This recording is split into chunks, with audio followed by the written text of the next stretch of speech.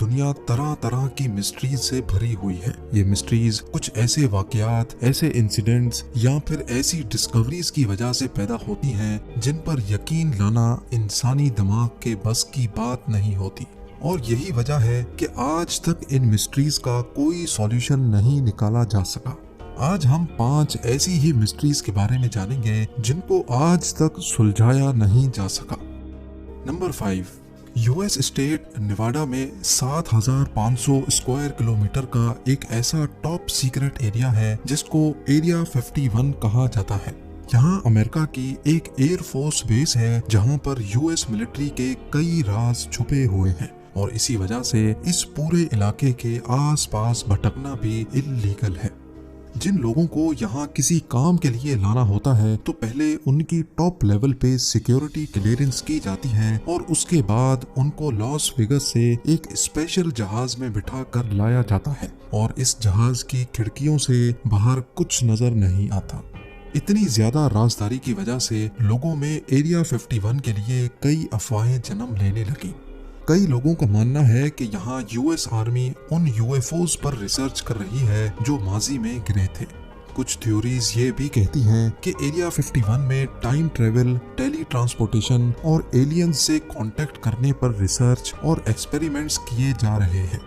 हत्ता कि कुछ लोगों का तो ये भी ख्याल है कि 1969 में चांद पर लैंडिंग की शूटिंग एरिया 51 में ही की गई थी। ऐसा क्या है एरिया 51 में जो अमेरिका पिछले 65 सालों से छुपा रहा है? लोगों में एरिया 51 के लिए क्यूरियोसिटी तब मजीद बढ़ गई जब 1997 में एक radio show host Art Bell को एक कॉल आई। कॉल करने वाला शख्स हद से ज्यादा घबराया हुआ था जो अपने आप को एरिया 51 का एम्प्लॉय बता रहा था। उसने आर्ट बेल को बताया कि उसकी जान को खतरा है और वो अब जो कुछ बताने जा रहा है उसको गौर से सुना जाए। उसने बताया कि अमेरिकन गवर्नमेंट हमारी दुनिया को बदलने जा रही है जिसमें हम आज रहते हैं। उसका मजीद कहना था कि एलियंस रियल में एग्जिस्ट करते हैं और एरिया 51 में यूएफओज को रिवर्स इंजीनियरिंग करके उन पर रिसर्च की जा रही है। अभी वो शख्स और कुछ बताता कि सैटेलाइट ट्रांसमिशन बंद हो गई जिसकी वजह से उस शख्स से राब्ता टूट गया। 7 महीनों के बाद उस शख्स ने दोबारा आर्ट बेल को रेडियो शो के दौरान कॉल की और बताया कि पिछली वाली कॉल फेक थी और उसने एक मजाक किया था। लेकिन अगर पिछली वाली कॉल फेक थी तो वो इतना घबराया हुआ क्यों था, और अगर ये सच नहीं था तो ठीक उसी वक्त सैटेलाइट क्यों बंद हुई थी? ये स्ट्रेंज कॉल अभी तक एक मिस्ट्री बनी हुई है जिसने एरिया 51 से मुतालिक कई सवालात छोड़ दिए हैं। नंबर 4, ये बात है साल 2003 की जब चिली के एटाकामा डेजर्ट से सिर्फ 6 इंच लंबा एक हाथ की साइज जितना ढांचा मिला था। ये ढांचा एटाकामा डेजर्ट की एक वीरान बस्ती में सफेद कपड़े में लिपटा हुआ पाया गया।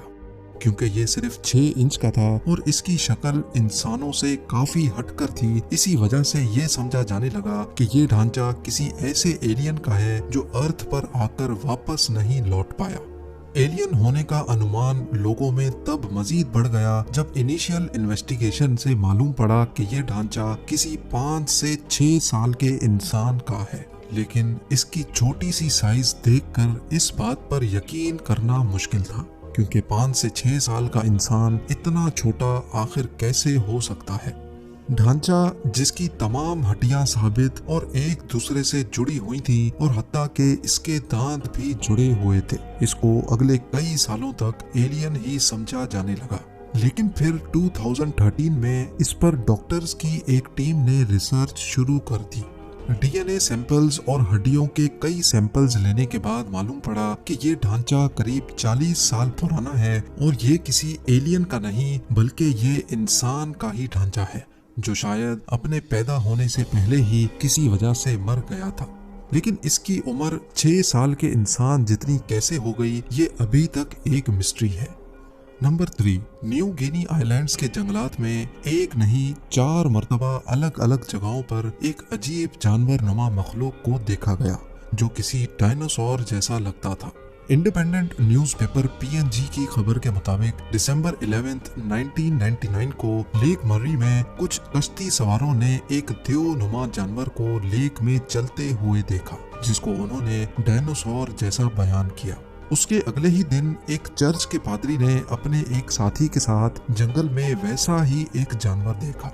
उन्होंने बताया कि वो इतना बड़ा था जितना बड़ा एक डंप ट्रक होता है, और वो अपनी दोनों टांगों पे खड़ा होकर दरख्त के पत्ते खा रहा था। उसकी टांगें नारियल के दरख्त जितनी मोटी और उसके दांत इंसान की उंगलियों जितने बड़े थे। इन दोनों वाकयात पर किसी ने ज्यादा ध्यान नहीं दिया, लेकिन फिर 5 सालों के बाद वही सेम जानवर न्यू गिनी के ईस्टर्न आइलैंड पे देखा गया। इस विलेज का नाम रबाउल है, जहाँ पे कई लोकल्स ने इस डायनासोर नुमा जानवर को देखा। 3 मीटर लंबा, ग्रे रंग, शक्ल कुत्ते जैसी और पूंछ क्रोकोडाइल जैसी बताई गई। इस खबर ने कई न्यूज एजेंसीज को रिपोर्ट करने पर मजबूर कर दिया, और साथ ही गवर्नमेंट ने भी एक सर्च पार्टी बना डाली।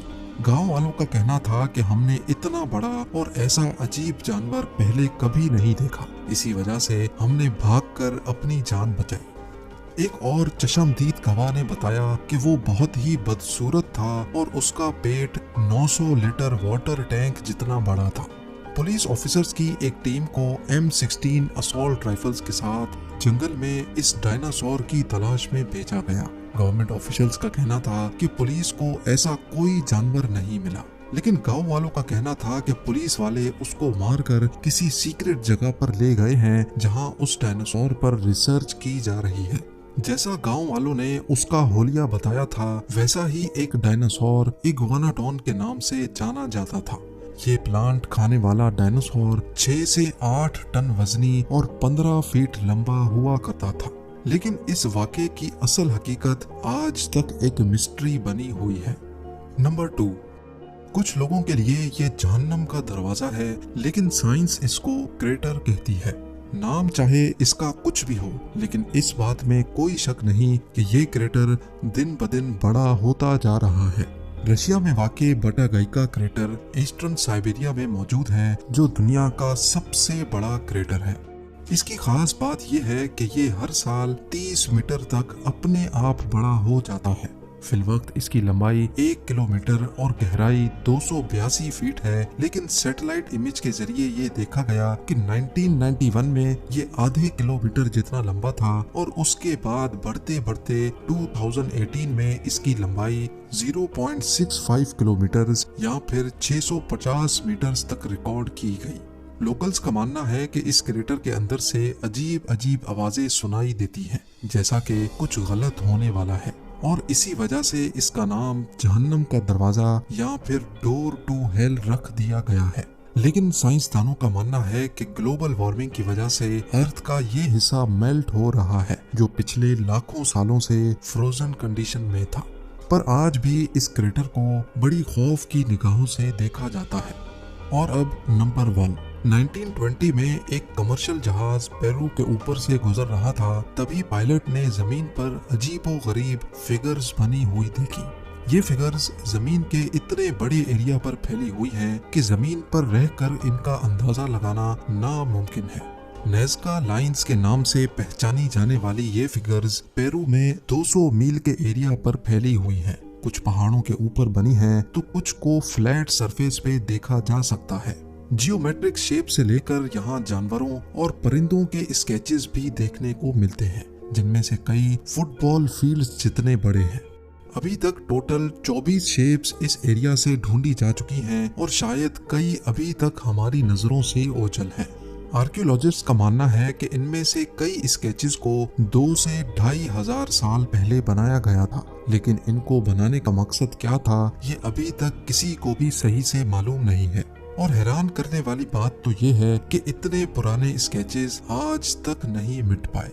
एक स्वीडिश राइटर ने अपनी बुक में लिखा था कि ये हजारों साल पहले यूएफओस की लैंडिंग साइट्स हुआ करती थी, जिनको यहाँ रहने वाले लोग एलियन गॉड्स माना करते थे। लेकिन कई आर्कियोलॉजिस्ट इस किताब के दावों को मानने से इनकार करते हैं। उनका मानना है कि कदीम दौर में इन जियोग्लिफिक्स या फिर स्केचेस का मकसद यहाँ रहने वाले लोगों के रस्मों रिवाज से जुड़ा था। ये यूएफओ लैंडिंग पैड्स थे या फिर कोई रस्मो रिवाज? एक बात तो क्लियर है कि नेस्का लाइंस ने आज तक सबको हैरत में